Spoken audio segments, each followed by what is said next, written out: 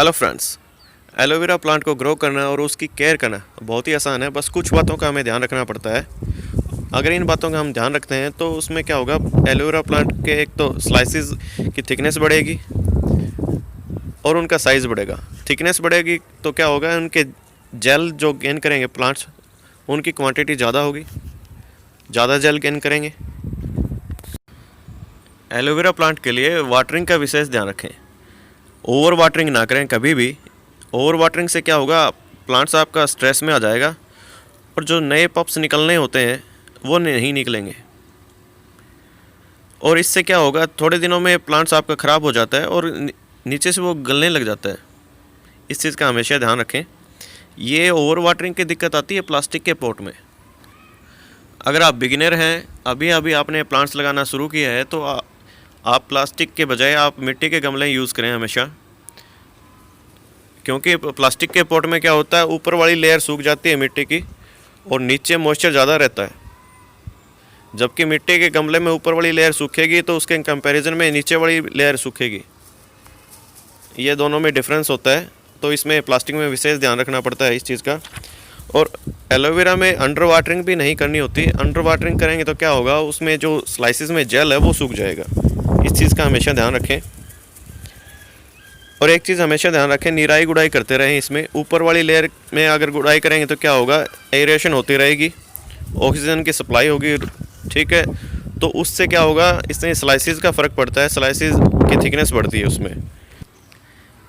इस प्लांट में कभी कोई बीमारी नहीं आती क्योंकि ये एंटी बैक्टीरियल प्लांट है।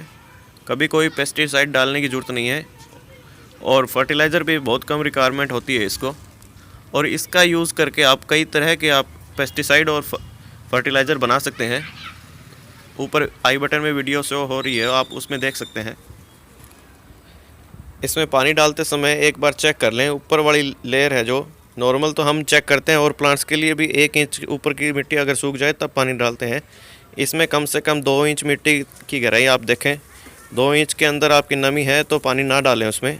अगर 2 इंच की गहराई तक पानी नहीं है, बिल्कुल सूख गई है मिट्टी, तब इसमें पानी डालें। अगर ज़्यादा टेम्परेचर है, 45 के अराउंड है, तो उसमें दूसरे तीसरे दिन पानी डालते रहें। जैसा कि आप देख सकते हैं, ये एलोवेरा मैंने सीधा ज़मीन में लगाया है। इसकी स्लाइसिस का साइज़ भी ठीक है, थिकनेस भी ठीक है। हमें क्या करना होता है, जैसे पानी का विशेष ध्यान रखना पड़ता है और ज़्यादा रिक्वायरमेंट नहीं होती। और अगर इसको पॉट में लगा रहे हैं तो एक चीज़ का हमेशा ध्यान रखें, गमले का साइज़ ठीक रखें। ज़्यादा छोटा गमला है तो उसमें एक ही लगाएं एलोवेरा।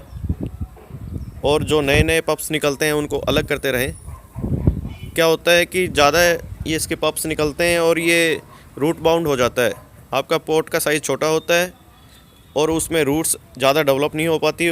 इस वजह से क्या होता है कि स्लाइसिस का साइज़ नहीं बढ़ पाता उसमें। तो इस चीज़ का हमेशा ध्यान रखें।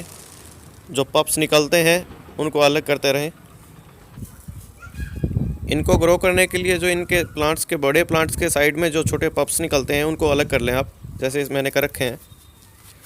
और जहाँ तक बात आती है सॉइल कंपोजिशन की, तो आप नॉर्मल गार्डन सॉइल में भी आसानी से इसको लगा सकते हैं। अगर वर्मी कंपोस्ट आप मिलाना चाहें तो आप 10 से 15% तक वर्मी कंपोस्ट इसमें मिला सकते हैं। और बाद में अब अगर आप फर्टिलाइज़र इसमें डालना चाहें तो 2 महीने के बाद आप इसमें वर्मी कंपोस्ट ही डाल सकते हैं। ज़्यादा कोई रिक्वायरमेंट होती भी नहीं। अगर आप नहीं डालेंगे तो आपका प्लांट अच्छे से ग्रो करेगा। बस वाटरिंग का ध्यान रखें। अगर आपके यहाँ का टेम्परेचर ज़्यादा रहता है, 45 डिग्री के अराउंड रहता है, तो आप पॉट को मॉर्निंग सनलाइट में ही रखें। क्योंकि पॉट में दिक्कत होती है, हीट ट्रांसफ़र नहीं हो पाती। अगर आपने ज़मीन में लगाया है तो कोई इशू नहीं होता, हीट ईज़िली ट्रांसफ़र हो जाती है नीचे ज़मीन में। आई होप ये वीडियो आपको पसंद आई होगी, तो प्लीज़ चैनल को सब्सक्राइब कीजिए, वीडियो को लाइक कीजिए। मिलते हैं नेक्स्ट ऐसे ही इन्फॉर्मेटिव वीडियो के साथ। Thanks for watching.